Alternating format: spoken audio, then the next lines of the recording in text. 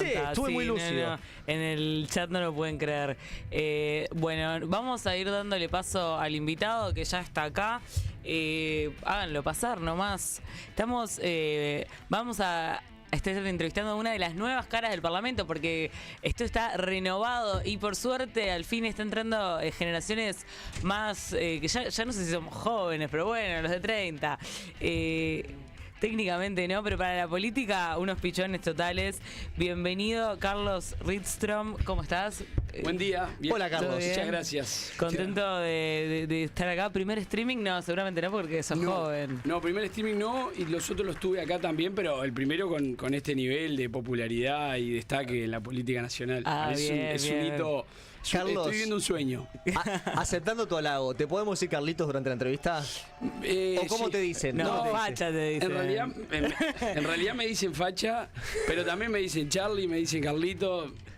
Lamentablemente algunos me dicen pelado. No. ¿Estás siendo pelado? Pero antes tenía más pelo. Okay. ¿Es verdad que Ojeda se siente amenazado porque él se siente el facha del partido? No, es mentira eso. Yo soy un riesgo en términos de líbido para Ojeda. Creo que tenemos estilos muy distintos.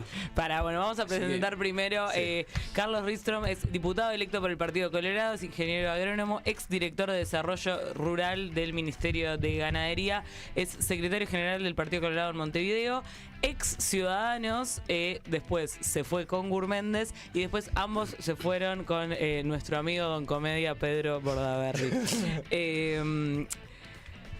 ¿Te fuiste del ministerio cuando te fuiste de Ciudadanos? Exacto, me parecía que lo que correspondía, yo estaba ahí gracias al respaldo de la bancada de Ciudadanos, y entonces cuando tomé la decisión o tomamos con el equipo de acompañar a Gurméndez, me parecía que lo justo era dejar el cargo al dejar el sector, y eso fue lo que charlé con Adrián Peña en su momento. Y está bien, es como o sea, ¿estás de acuerdo por lo que estábamos conversando al principio del programa de Björgan, que cuando dejó de apoyar y lo echaron bien echado? Yo entiendo que sí, sobre todo a mí me parece que era una cuestión moral mía de que no corresponde estar ahí en un cargo de particular confianza si ya no tenés esa particular confianza. Tenemos que entenderlo desde ese punto de vista. Yo entendía que estaba ahí gracias al apoyo, como te decía, de lo que había sido mi sector, y en el momento que decidí no acompañar ese camino, que era básicamente seguir la candidatura de Robert, y nosotros optamos por la candidatura de Gabriel, y bueno, son decisiones que hay que tomar y cosas las que hay que atenerse. Del 1 al 10, ¿qué tan devastado estás que perdieron a Zaida? Mira, no, hay una cosa que sí me deja mal, porque que es realmente cuando salió la candidatura de Zaida, charlando con gente del partido que uno conoce, que está en la vuelta, digo, mirá, qué noble si realmente esto es esa intención de decir al partido le está faltando una candidatura de este estilo. Preguntémosle a la gente. Más progre, digamos. Sí, no por ese sentido, por el sentido de venir mucho más de unas bases reales. Claro. Que creo que falta mucho en la política, tantear si realmente esa sensación de el militante de a pie tiene cabida con la ciudadanía y demás. Y se comieron un porrazo obviamente en la interna, siguieron con la lista hacia octubre, que a mí me parece que tuvo una generosidad enorme. Votó bien en octubre, ¿no? No. 2.700 votos para haber tenido 160. Pero lo que te pasa es que no te olvides que vos sacás listas en todo el país, la gente entra al cuarto secreto diciendo quiero votar Ojeda, o quiero votar el Partido Colorado, o entro nervioso y no sé qué quiero votar. Bueno, pero eso te pasa con cualquier lista, ¿no? Sí, claro. O sea, de hecho, y entonces es una probabilidad. La lista de Ripoll tuvo el doble de los votos de Zaida. La 22 tuvo 6.000 votos. O sea, que también aplica el mismo criterio, ¿no? O sea, a ver, yo entiendo que 2.700 votos fue, creo, no es una gran votación, pero de todos modos a mí me sorprendió el crecimiento, o sea, que se multiplicó por 20 básicamente entre internas y octubre, ¿no? Sí, para mí, yo te lo digo una cosa, yo en 2019 no fui diputado porque, entre otras cosas, a las 600 en las que yo participaba le faltaron más o menos 1.000 votos para cuadruplicar a su vida. Y habían 2.500 montevideanos que habían votado la lista 60.000, que era igualita a las 600, pero tenía un cero más. Yo no sé cuánto realmente de esos 2.500 que votaron las 60.000 realmente querían votar a las 60.000 los Como dirigentes que la lo tenían. 906. Exacto, como la 6.009, Como vota 906. Carolina de H, todo. Entonces, digo, la Pero verdad... la de Zaida igual era muy particular. Era como una casi a 2 tonos. Impresión barata. No, te doy la derecha de que imaginemos que el 90% de los votantes la querían votar y está bien, más allá de ese resultado que yo creo que siempre viene acompañado de cómo está el partido y el partido viene acompañado de cómo está el candidato. Lo que más me duele en ese sentido es que creo que pierden legitimidad otro tipo de candidaturas que vengan por ese lado. Nosotros tenemos en una reforma que se había pedido de la Carta del Partido que no cualquiera, que no pueda caer Sartoris a tirarse en el Partido Colorado. Eso no se llevó. Tenemos este otro tipo de candidaturas y ahora te hacen esto daño en los titulares siendo el 1% en la interna. ¿Y qué opinás del ingreso tardío de Pedro, que no compite en la interna, que claramente por abajo hubo ciertas críticas, porque no compite en la interna, no gasta plata, no llega desgastado, siendo el que tenía el 60... O sea, Pedro iba a la interna y ganaba, ¿no? Pero Claro, elige sí. no ir, entra al Senado y termina ganando, termina quedándose con la mayoría de los diputados. Y en el Senado, de hecho, no me queda claro si tiene 2 o 3 de los 5. Tiene 2 de los 5 en el Senado. Tiene 2 Son de los 5. Él y Tabaré Viera, que entraron por la lista 10.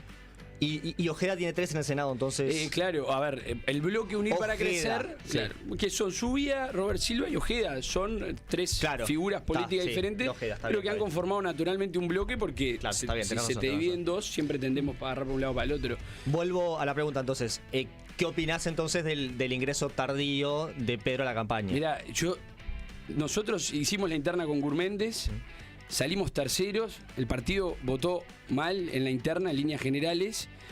Y yo soy diputado en la IES, que metió 4 diputados en Montevideo, que llegó a casi 50.000 votos. Votó muy bien. Gracias a Pedro, en gran medida. Por supuesto que el partido creo que todo operó con mucha madurez. Mostramos una gran imagen de unidad y creo que estuvimos en muchos temas que a la gente le importaron y por eso nos eligió. Pero gran medida es gracias al esfuerzo de Pedro. Lo primero, yo tengo que decir, Gracias, Pedro. No, claro. Primero que nada, gracias, Pedro. Lo segundo que me parece importante es... Está más que claro que todos los líderes partidarios y particularmente el que ganó la interna, Andrés Ojeda, estuvo diciendo durante todo este año, si viene Pedro tiene el lugar que él quiera. Cosa eso que Talvi no hizo. Cosa que Talvi no hizo y que Sanguinetti tampoco. Claro. En ese momento, si nosotros lo miramos con el diario del lunes, está claro que la decisión de Talvi y de Sanguinetti en su momento fue errada, pues estoy seguro que era un activo para el partido tener a Pedro. También entendí los criterios y yo era uno quizá de los que se veía respaldado por esa decisión de Talvi y Sanguinetti. ¿Eras uno? Y claro, porque yo iba, no que me iría con Pedro, yo iba cuarto en la lista 600 del 2019 y esa amenaza de que venga alguien nuevo o por afuera de participar en la interna, que es donde se arman las listas y se lleva un montón de votos, te podía perjudicar. Lo cierto sí, y con esto te cierro la pregunta, creo que los colorados somos los que peor trabajamos en esa lógica de cómo encaramos la interna y después cómo encaramos octubre. De todos modos, a favor de los colorados y de mi jefe Andrés Ojeda, mi jefe ficticio, por las dudas si hay algo nuevo, no trabajo para Ojeda ni nunca trabajé Me para encantó Ojeda. la movida. A mucha gente en también le Twitter encantó. A Ojeda también le encantó. No, hay que reconocerle a Ojeda que después de una interna muy heavy, en donde se tiraron con todo, el tipo dice, va el primero y el segundo, se resuelve esto, vamos para adelante, entra Pedro, y así también logra recuperar varios votos en relación con la elección de Talvi, ¿no? O sea, ahí también creo que hubo una madurez política de Andrés Ojeda de decir, sanemos esto y vayamos para adelante. Tengo una buena y una mala para decirte. A ver. La buena es que podrías leer el Zócalo y ver el nombre que te pusieron ya. Del horno recibe a Charlie Distro, mirá. El Charlie. Y tengo que hacerte una pregunta porque me lo comentó gente y estoy investigando un poco, que es ¿qué pasó con Rosario Palleiro, que era la tercera en la lista 10, que era quien debería asumir y por la cuestión de la ley de cuotas y se termina bajando para que entre un varón? Entiendo que esa es la resolución que tienen en esa agrupación. Nosotros conformamos Vamos Uruguay o reflotamos Vamos Uruguay viniendo de diferentes sectores. Como ustedes saben, yo vine desde el sector de Gurméndez, de Impacto. Hubo toda una instancia que aparte fue muy pesada y emocionalmente muy agotadora para nosotros de cuando se estaba dando la negociación de que si se iban una sola lista 10, si se iban varias listas, todos aquellos trascendidos, y nosotros jugando con la vida a ver qué salía. Y después de todo ese proceso se conforma la lista 10. El sector de Gurméndez, por lo que habíamos votado en Montevideo, le toca el primer lugar en la lista, que es el de Conrado Rodríguez, el segundo, que es el mío, después le toca el sector de ballistas, y luego a otro compañero que compartió la interna con nosotros, que es Juan Martín Jorge. ¿Palleiro dónde entra ahí? Y Palleiro es de parte del grupo de ballistas, junto con Adrián Yuri, junto con otros compañeros que están en esa línea. Que entra como tercera en la lista 10, ella, ¿no? ella está, o sea, a mí no me llamaron para proclamarme, pero calculo que a ella tampoco. Cuando nos llamen desde la corte, va a ser proclamada la tercera. Entiendo que la idea no es asumir, porque ella tiene un cargo público que no quiere dejar. O sea, básicamente la pusieron para cumplir con la ley. Eso habría que preguntárselo a ese grupo, porque yo no estuve en esa definición. Sin la lista.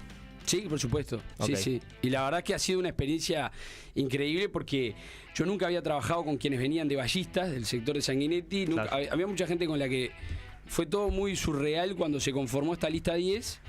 Y hicimos un trabajo espectacular, pero mucha gente que no, a ese nivel de definiciones políticas no conozco, y bueno, espero conocer en estos próximos 5 años. Charlie, te saco un poco de ahí.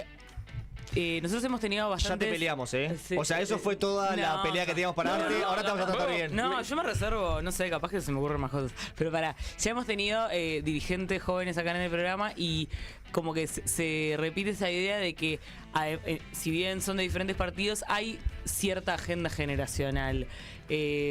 Por ejemplo, un tema puede ser la legalización de las drogas, pero más amplio que eso. ¿Estás de acuerdo? Porque en realidad vos estás con Gurméndez, que no es un representante de la juventud, digamos. ¿Pero sentís que hay cierta agenda generacional? Yo creo que sí. ¿Y por dónde puede ir? No, primero que yo creo que hay... Antes de la agenda, creo que hay una conciencia colectiva de lo importante que es defender el sistema político y la democracia. Y yo creo que, y ustedes los felicito, porque creo que le hacen un tremendo bien a esto, porque tienen un programa copado que le gusta a la gente joven. Yo, como dijeron, ya técnicamente no lo soy, pero me entretiene mucho, y hablan de estos temas que, si no, de lo contrario, nos quedan muy por fuera. Y todo eso sigue pasando, y nos agarran el interés por otros temas, y después empezamos a meter en la bolsa: todos son lo mismo, todo es igual, etcétera, etcétera. Y creo que lo primero que nos junta a todos los que somos relativamente jóvenes y estamos en política es esa necesidad de lo que estamos haciendo importa. Y importa que te importe. Yo creo que eso es lo primero. Sí, porque si no, gana Milei después. Si son todos lo mismo, después aparecen opciones por fuera del esquema democrático, digamos, ¿no? Sí, peor. Y la cantidad de gente, por suerte, que conozco, que venía con que Salle, no sé qué, y al final dijeron, está el futuro del país, y se fueron por otro lado. Pero si no, te pasa que entretiene demasiado esas cosas. Y ojo, para mí Andrés es un gran ejemplo de entender la comunicación política moderna, y eso hay que hacerlo. Y otra cosa es ya cuando es todo contenido audiovisual y no hay nada de profundidad, nada de realmente para dónde se quiere ir. Y después el resultado decepciona a todos, porque prometiste algo diferente a cada uno y hace... ¿Y te parece que Andrés tiene eso vacío? No, para mí Andrés es un tipo con tremenda... Eso es lo que iba a decir cuando me preguntaste. Con Andrés nos conocemos desde que entré al partido, vivíamos relativamente cerca, y yo lo traía en la vuelta de la campaña de 2014 algunas veces, que era otro físicamente, era otra persona, pero otro volumen muscular, otro volumen muscular, sí, sin duda, otros pómulos no tan marcados, pero ¿Se tocó la carita, decís? Polémicas declaraciones. Se tocó la carita, acaba de decir que se tocó la carita. Lo que quiero decir es que era más gordito. Ok. No hubo operación facial. Los dos teníamos pelo muy tacita. Claro. Pero lo que quiero decir es, yo lo conozco como un político con tremenda capacidad de análisis, con entendimiento de un montón de cosas, pero él buscó, para la gran mayoría de los uruguayos, que lo identifique con cosas que quizá para algunos parecen más banales o más superficiales. Sí. Y yo lo que quiero decir con eso es que hay que entender que mucha gente nos va a prestar atención primero por esas cosas, para que después hablemos de los temas más serios. Ahora, hablemos de los temas más serios, tengan que estar. En cuanto a la juventud, creo que lo primero que nos junta es eso. Y después, con respecto a agenda, creo que hay muchos temas, sí, que un poco viene en este país avejentado y masculinizado que tenemos en todos los ambientes, siempre esa cosa de que yo con 32 años vengo acá como joven y en otras partes del mundo, con esta edad capaz que ya estás para primer ministro, claro. quizá. Sí. Y tratando de empujar un poco ese recambio y esa renovación. Por ejemplo, en algo que se ponen muy de acuerdo los jóvenes es que tema cárceles, por ejemplo. ¿Vos estás más en la línea Subía o en la línea Sanjurjo? Y no me digas que confluyen, porque no para nada. confluyen. No confluyen un carajo. Sí, sí. Creo que hay que tener de todo en todos, pero totalmente en la línea de Diego Sanjurjo en este sentido. A mí me parece que, y ahí es donde también creo que hay Y aún así estás con Pedro, sí, que Sanjurjo se quedó con sí, pero también Robert. eso es lo lindo de lo que mostró el Partido Colorado en esta campaña, que a pesar Diversidad. de que diversidad, pero también la capacidad de unidad, aunque no sea unanimidad, unidad. Claro. El bloque justamente este que mencionabas que lidera Andrés, tiene a Robert Silva, a Subía y a Andrés, y Subía dijo en un momento de la interna: yo me voy a bajar de mi candidatura para que no gane Robert. Y después se terminaron entendiendo. Y después tenemos equipo en tema de seguridad re variado, re heterogéneo, y se pusieron todos de acuerdo y salimos con una campaña para adelante. Yo creo que el Uruguay tiene un gran debe en muchos de esos aspectos, en los que por ahí, como pasa en el mundo, empezamos más a ver las cosas en visión de túnel respecto a lo que nos pasa en nuestro ambiente en el que estamos, y no vemos esas atrocidades por ahí que tenemos en cuanto a, obviamente, derechos humanos y en cuanto a tener una sociedad que rehabilite, que corte la canilla en cierta forma de eso. Y ahí es donde creo que hay mucho de, más allá de lo político, de lo general, de capacidades de gestión de cosas. Que creo que mucho, perdóname, está en ese dicho que dice: el diablo está en los detalles, de realmente cómo se llevan a cabo políticas en todos estos grandes temas que hablamos. Te saco de cárceles y te llevo más a lo que se llama agenda de derechos, o para los hallistas que tenemos en el chat que ponen agenda 2030 de manera insoportable. ¿Eutanasia sí o no? Personalmente sí, eutanasia sí. ¿Aborto sí o no? Sí, a ver, estamos hablando de legislar al respecto. O sea, si por ejemplo Cabildo Abierto presenta un proyecto de ley para derogar la ley de interrupción voluntaria del embarazo, ¿vos qué votarías? En principio no, por supuesto que hay que No derogarla. No derogarla. Por supuesto que hay que leer particularmente, digo, todos los contenidos que tiene, qué resultados ha traído en este año, lo demás. O sea, primero responsabilidad intelectual ante todo ese tipo de cosas, ¿no? Pero si hay que, en principio me presentás el tema y te digo no, creo que ese derecho tiene que existir. ¿Y cómo compatibilizás eso integrando la lista 10 con un Pedro Bordaberry que mandató a su sector a no votar el aborto? Pasó mucho tiempo de cuando se dio esa definición y donde estamos ahora. Y también pasó mucho tiempo en la vida de Pedro con respecto a por qué también él volvió a la política y qué es lo que busca hacer. No se olviden que figuras que ahora portan el vallismo bajo el brazo, como Fernando Amado, fueron diputados 2 veces. Fernando odiado, le decimos acá. Mentira, un saludo para Fernando. Acá, es un chiste. 2 veces gracias a Pedro Bordaberry. Entre parte de la enorme heterogeneidad de los que conformábamos Vamos Uruguay. Y ahí hay que tener muy claro un poco del estilo de qué es el liderazgo político de Pedro, como muchos otros en este país, que no tienden a ser una cuestión vertical o homogénea ni del pensamiento ni de la acción política y lo demás. Y sobre todo, todos estos temas que han quedado para atrás, no sé quién y si alguien tendría la voluntad o la locura de querer reflotarlos, pero me parece que está cada día más saldado de que este es el camino que hemos tomado. Capaz que hay que corregir en gestión, en legislatura, en algunos temas al respecto de todos esos temas. Pero eso ya nos pasó 10 años de esas discusiones.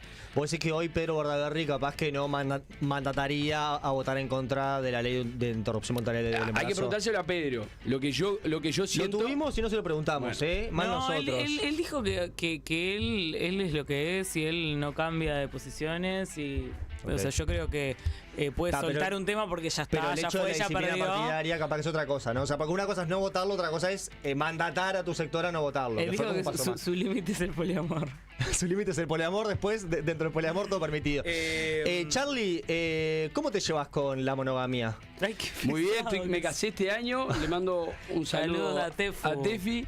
que en realidad yo cuando puedo y estamos mirando algo en stream, ella se va para los argentinos. Claro. Y yo trato un poquito de traer algunas cosas más uruguayas. Muy bien, muy bien. Pero muy bien, me casé este año después de 11 años de relación yendo y viniendo, así que creo que muy bien.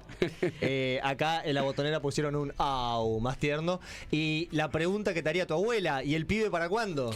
¡Pah, qué difícil! Vos, en julio, después de la interna, estaba abriendo LinkedIn y empezando a ver cuál era mi futuro. Bueno, ahora soy diputado. Como ingeniero agrónomo, capaz que conllevaba, me tengo que ir a trabajar al interior, alguna otra cosa.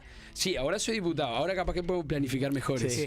Me gusta no. que le hagas estas preguntas a los varones.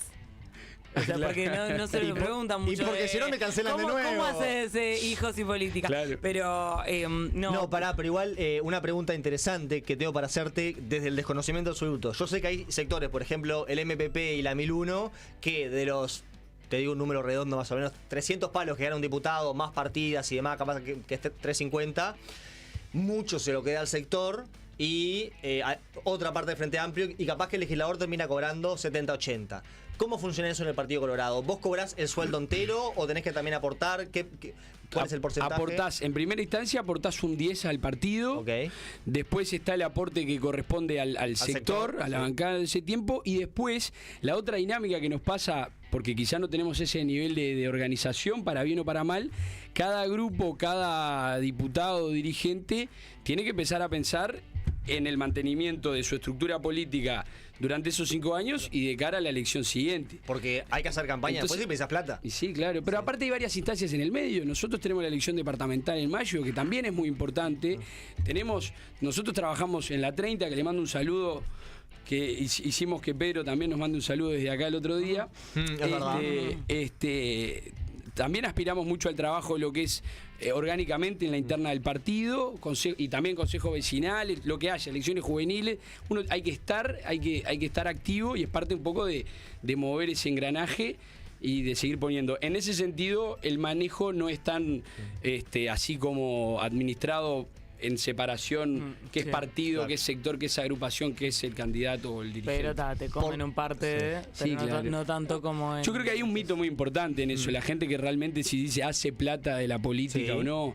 Y la verdad es que yo he conocido muchos políticos, mucho tiempo en trabajo parlamentario, y la verdad es que no hacen por supuesto que da para que mucha gente viva bien, porque es un muy buen sueldo. Y está bien, porque si no te los compra el narco o te los compra una empresa. O si no, eligen arrancar para otro lugar. Sí, claro. Yo siempre lo digo, yo fui director del Ministerio de Ganadería 4 años.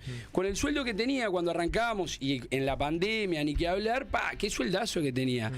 Tengo compañeros exitosos, sobre todo, viste, el sector del software, otras cosas, que ahora ya se empiezan a vivir más lejos, les empieza a ir mejor en cosas. Sí. Y yo tenía otros compañeros directores, tipos profesionales de tremendo nivel, que solo agarraban ese cargo en lo político porque tenían como una responsabilidad moral con el país. Claro. Porque en competencia con el sector privado era una miseria para eso. Y eso está mal para el Estado, porque, o sea, de hecho, y hay gente, sobre todo de izquierda, creo, pero hay gente de todos lados que dice, los políticos cobran demasiado, primero deberían dar el ejemplo. Yo siempre defiendo esta idea, lo he dicho acá, que es que si alguien en Uruguay se mete en política para hacer plata, está errado. Sí. En segundo lugar, está bien que el Estado, como invierte en educación, como invierte en salud, invierta en buenos dirigentes políticos, porque son los que te gestionan. Y en tercer lugar, además de todo eso, está la cuota partidaria que te sacan. Entonces, o sea, en realidad, en general, por lo menos los casos cercanos que yo conozco, ser diputado es básicamente, son 5 años en donde está, o sea, tenés estabilidad económica, pero capaz que estás perdiendo plata en relación al sector privado. Y yo prefiero que el Estado, no sé, para la presidencia de Antel, tenga un sueldo competitivo con el presidente de Movistar, porque si no te sirve más irte a Movistar. Y yo quiero al mejor presidiendo la empresa del Estado, ¿no? O sea, entonces, aparte de que el gasto del Estado en política es, no sé cuánto es en el PBI, pero es bastante poco, ¿no? Porque después está mucho ese discurso que pega mucho en Argentina, por ejemplo, de que el problema es que los políticos ganan mucho. Primero, no ganan mucho, y segundo, está bien que ganen lo que ganen, porque si no te los compran el narco o las empresas. Y en tercer lugar, flaco, o sea, invertimos mucho más en otras cosas que capaz que habría que revisar en relación a lo que ganan los políticos, ¿no? Sí, Marcos lo dijo, una dejen de defensa a la darle casta plata política. a los pobres porque asistencialismo. ¿Estás diciendo eso exactamente? No, peor, estoy haciendo una defensa a la casta Ya política. sé, ya sé. No, pero estoy reivindicando la política. Ya sé, lo hemos hablado varias Sí. veces. Espera, bueno, estabas en ganadería. Nosotros somos un programa muy montevideano. Es una mea culpa que hacemos. Yo también igual. Y nos cuesta a veces, o sea, no preguntamos cosas de agro porque no sabemos. Cuando tuvimos a Camboboy acá, le preguntamos un poco, no nos dijo demasiado.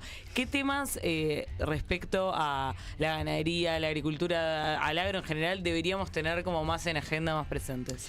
Lo que pasa es que muchas veces me hacen la pregunta como más seria en el sentido de, en un país tan dependiente del agro para su economía, ¿no debería ser más importante en la agenda? Y la verdad es que le digo no.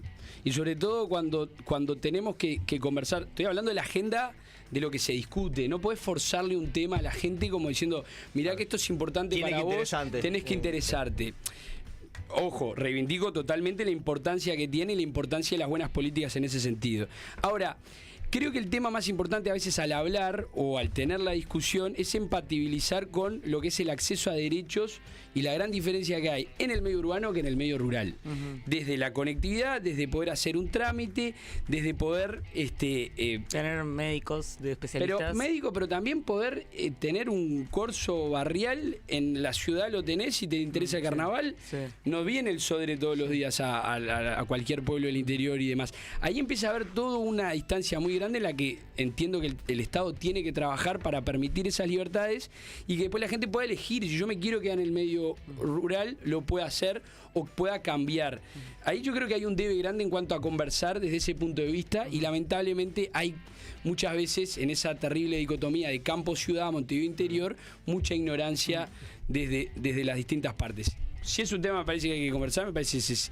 Lo otro que es importante es que para mí hay un Uruguay muy lindo que es el que tiene que ver con el arraigo cultural a la ruralidad, que a veces, y yo lo veo en casos como programas como este y demás, se le pone mucho el mote de que el blanco en el gaucho o masoyer, y eso es una visión muy reduccionista quizá de eso lindo que hay para ver, para sentir o para tocar también. Igual, y que no está. paréntesis, el arraigo histórico del Partido Nacional tiene que ver más con el campo Sin y el duda. Partido Colorado con la ciudad, ¿no? Federales versus unitarios, etcétera, etcétera. Hoy en Totalmente. día cambió mucho, igual, es verdad, pero... Totalmente, pero lo que quiero decir es reivindicar eso que sí hay en el resto del país, y creo que el que le ha hecho un gran favor a todo eso es la figura de la calle Pou, que recorrió muchísimo el país, que lo recorre y que trae a los medios centrales temas de lo que pasa muchas veces en esos pequeños rinconcitos del país,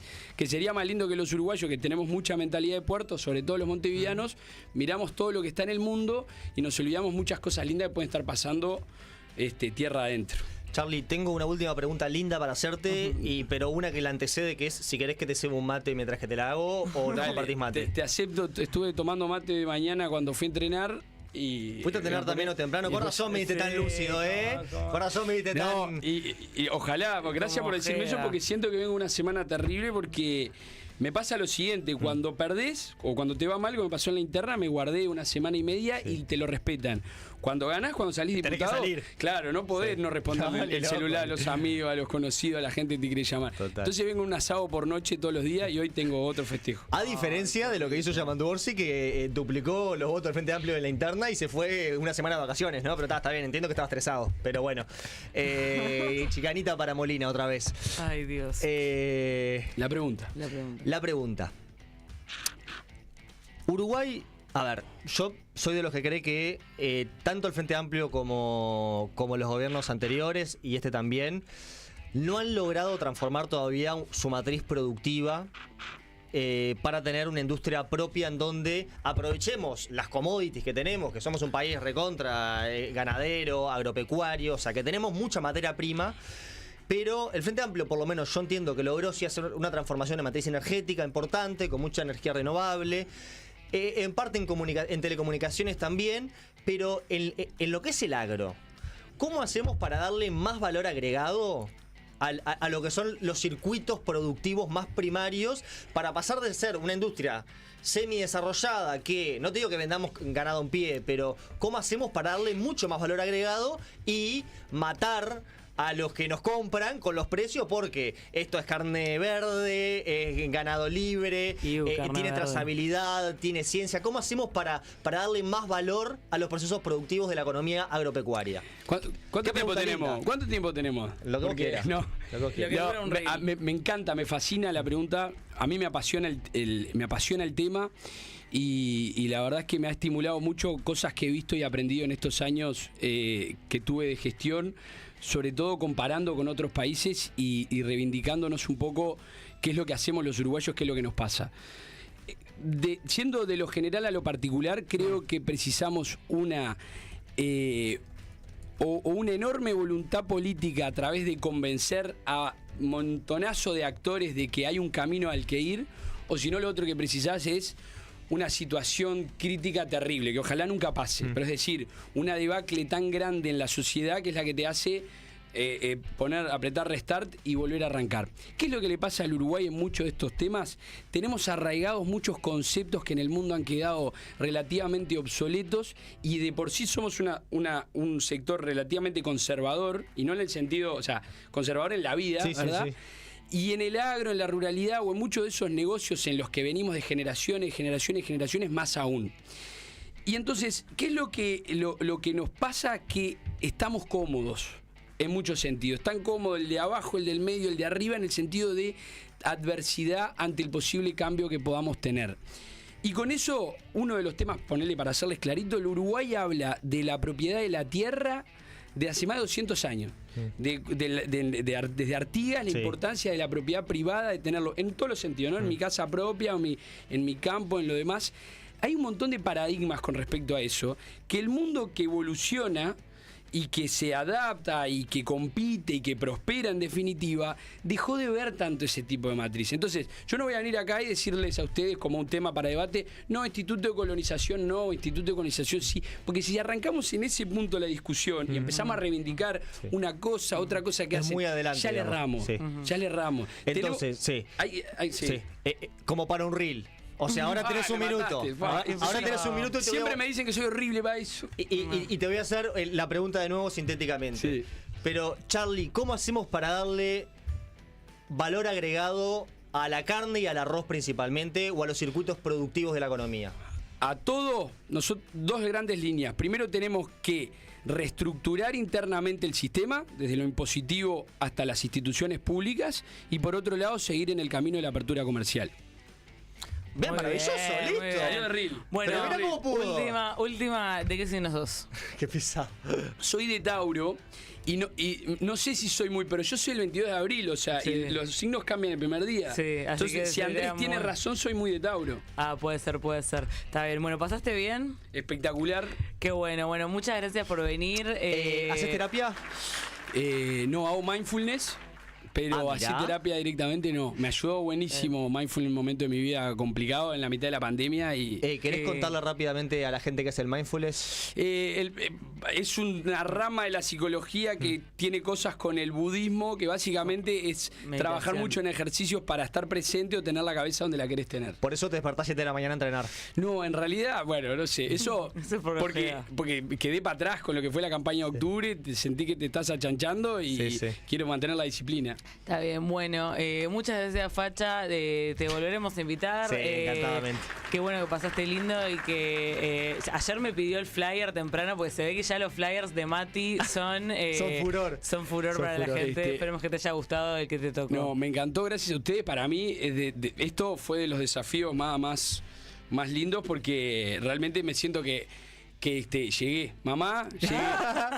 Pero aparte tuviste tiempo para hablar, o sea, fue una conversación. Y pensé que podía venir mucho más picante el tema. Pero por ahora estamos la primera vez. Buenos. Si algo nos gusta a nosotros es que los invitados pasen bien. Bueno, y yo creo que eso es un diferencial. Bueno, nosotros vamos a seguir un poco porque ganó Trump y tenemos cosas para decir. Tenemos cosas para comentar. Muchas gracias, Charlie, por tu participación. Gracias. Y siga militando, que quedan 17 días. Sí. 7 días. Y siga entrenando, Charlie, ¿eh? Sí que solo puede haber un facha en el partido de Colorado y hay lugar para muchos. Está bien, está bien. Bueno, ¿qué me decís de los Yankees que votaron?